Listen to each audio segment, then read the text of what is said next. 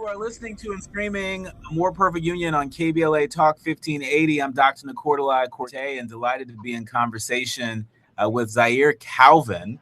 He is a community leader, football coach, and co-producer of the new documentary Altadena Rising from the Ashes, which premiered at the American Black Film Festival. Zaire, before the break, I was interested in now talking about the documentary.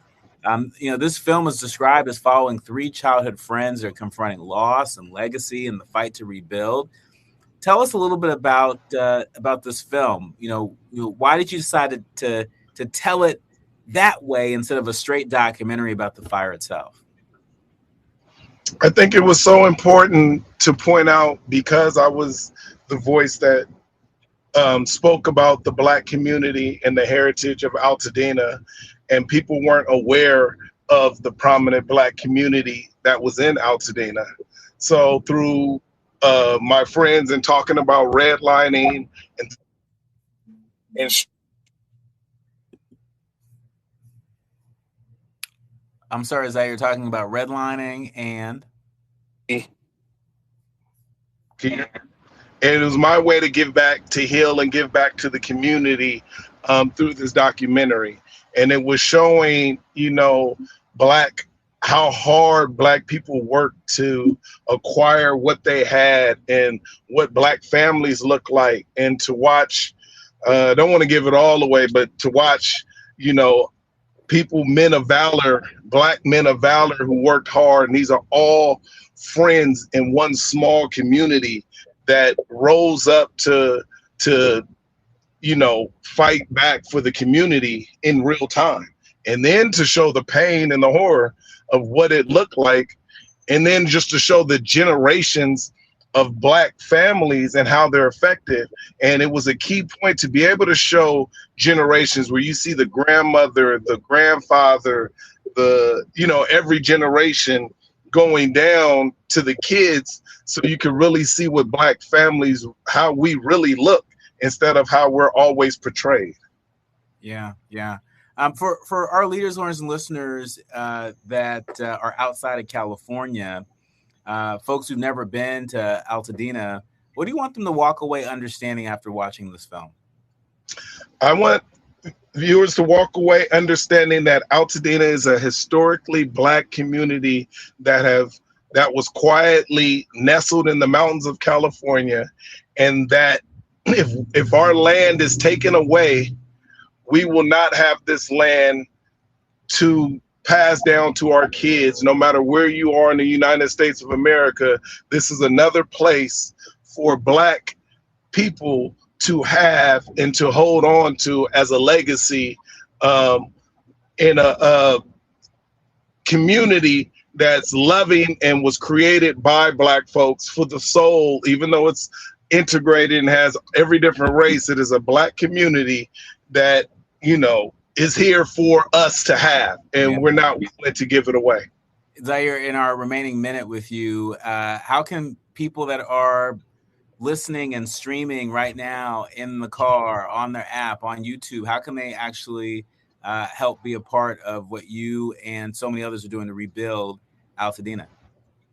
Yes, you can follow me on Instagram, Zaire for Altadena. That's Zaire FOR Altadena. Also, if you want to contribute and help, I have a nonprofit called extremeathletics.org, no E in the beginning, and that focuses on the eradication of type 2 diabetes and health and wellness and mental spaces. So those would be the biggest one. Follow me. And also, I'm about to send a campaign, and I just need people to resend.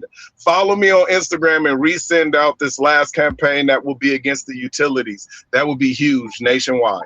All right, Zaire, please come back to keep us posted as that campaign rolls out. Thank you for your honesty, for your work and witness. When we come forward, two more voices that you don't want to miss. We're going to shift gears completely. Danielle Brooks and Walter Thompson-Hernández join us to talk about their new film, If I Go, Will They Miss Me? You're listening to and streaming A More Perfect Union on KBLA Talk 1580. More when we come forward. You are listening to and streaming A More Perfect Union on KBLA Talk 1580. I'm Dr. Nii-Quartelai and really delighted to be in conversation with these two incredible artists. There's a question a lot of us carry and don't say out loud. If I disappeared tomorrow, really gone, would anybody notice? Well, that's the question sitting at the center of a new film out of Watts called If I Go, Will They Miss Me?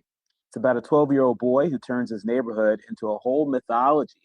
People becoming gods, the planes overhead becoming the sound of leaving because that's easier than facing a father who just came home from prison and doesn't know how to love him out loud.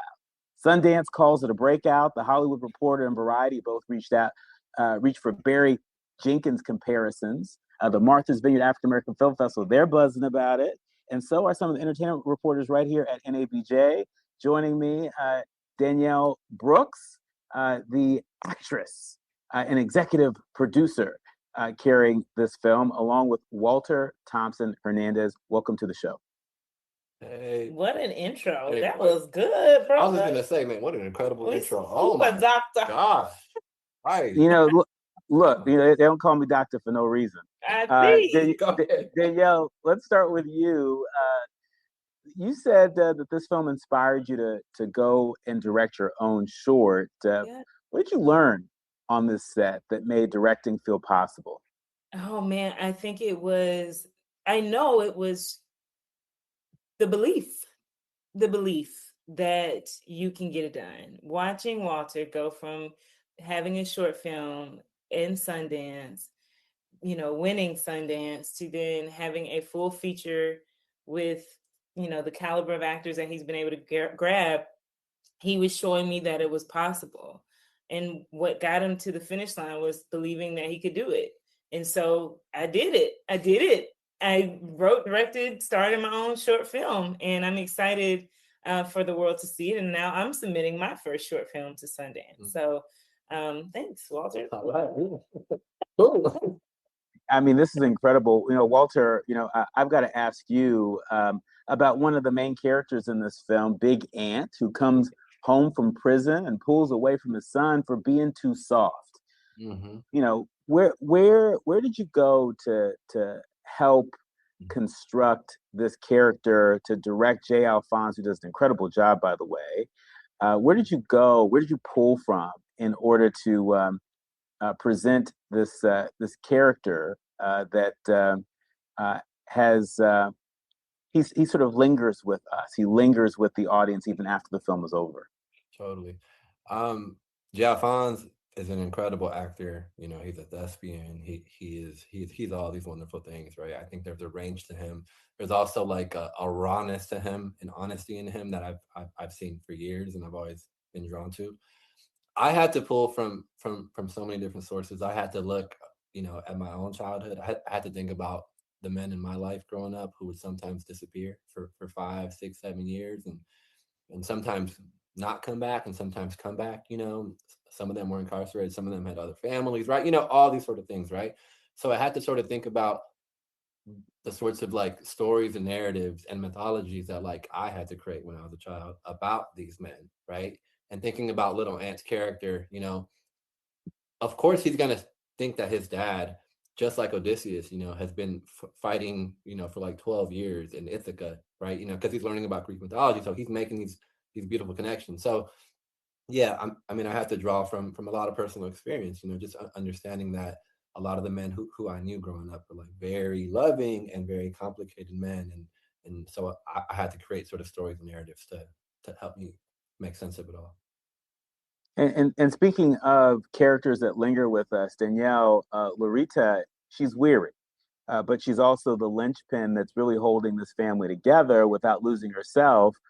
Who were you thinking of when you built her? Someone real in your life, perhaps? Her. I was thinking of Lozita. She was based on a real person. And so, unfortunately, I didn't get to meet her. She had passed away before I got a chance to.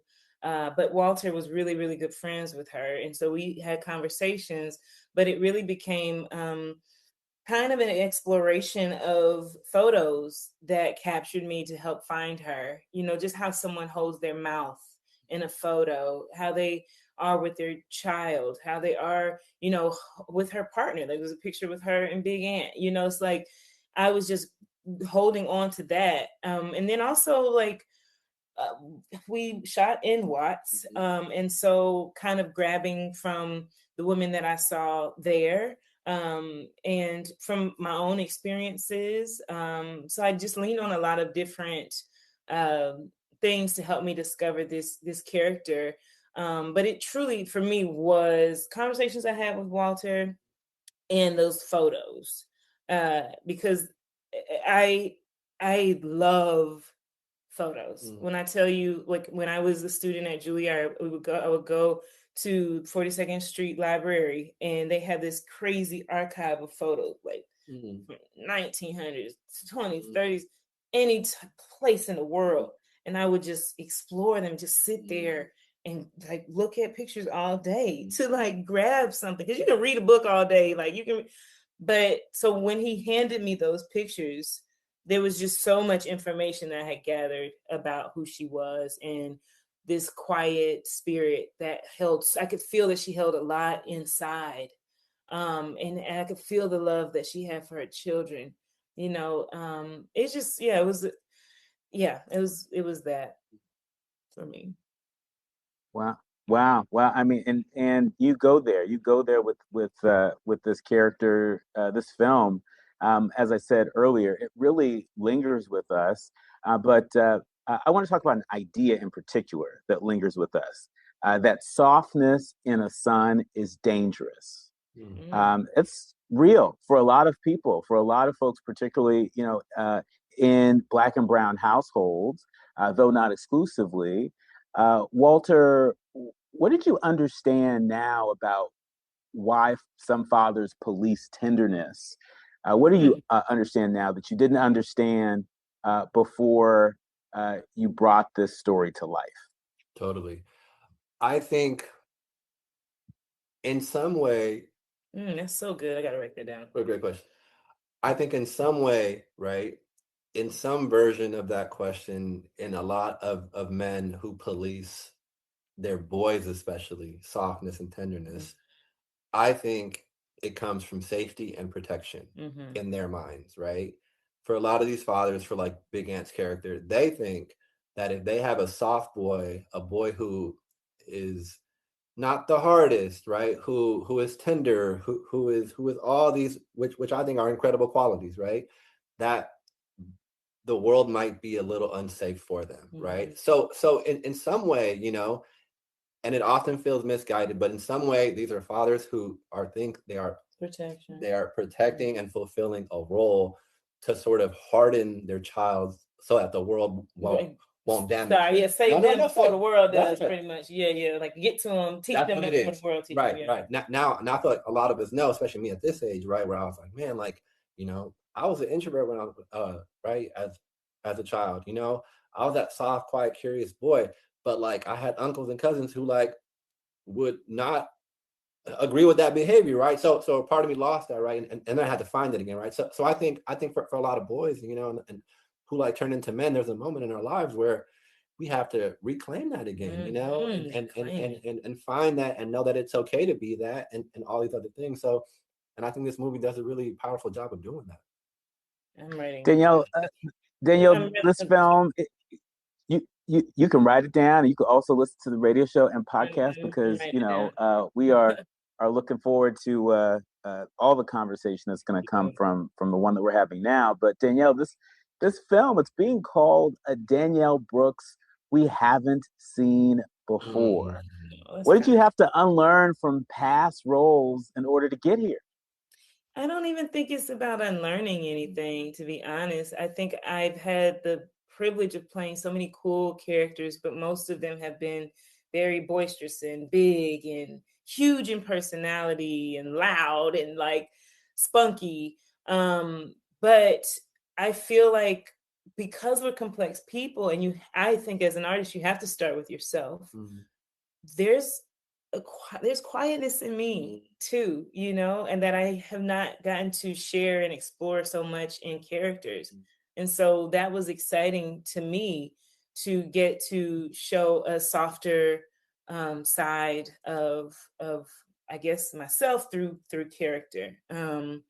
But yeah, to unlearn, I don't think it's about unlearning. I think it's about exploring. I think it's about going into deeper places. I think we talked earlier about telling the story in between the lines. It's not just what's on the page, it's what's being said when everyone's quiet and silent. When the door gets shut in your face, what are you feeling? What are you experiencing? So that was fun. And I hope to do more of that. I do. I love it. I mean, I studied this thing. And so for me to just stay in one lane would be so disheartening and disappointing. And so I'm grateful that Walter gave me this opportunity to tell this story of Lozita, someone that was really here with us Earthside at one point, and is now an ancestor. And I say that because we're here at Martha's Vineyard, and we're in a place where I'm staying was a part of Green Book, that was a part of where my ancestors would go for refuge, and so and it's close by the water, and there's just so much symbolism to what we're doing and what we're experiencing. And so knowing that Lozita is on the other side, we're telling this story right now, I just feel her so much. I feel my people so much during this experience. And that's a cool thing. Like, our spirits never die. When you talk about if I go, will they miss me? Yeah. Yeah. We'll think of you. We will miss you. That's right. That's right. And one thing that we don't want to miss in this project is John Batiste. He covers Dinah Washington's The Bitter Earth for the film, and the whole movie. It's built on this Watts under the LAX mythology.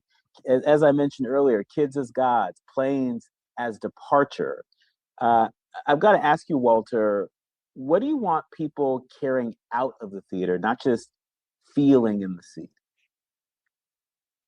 I would like people to carry out lighter bodies, right? Like, I want people to walk out of this theater and feel like they're able to release things that maybe they've been holding on to for a really long time, right? Like, I want people to hold their people tighter, right? Like, I want people to understand that, like, sometimes love, like we see Lozita's character, sometimes love means love is from afar, right? Love is that sometimes, and sometimes love is saying yes again, right? And extending more grace and extending more compassion, and understanding that, like, there is a path towards restoration, right?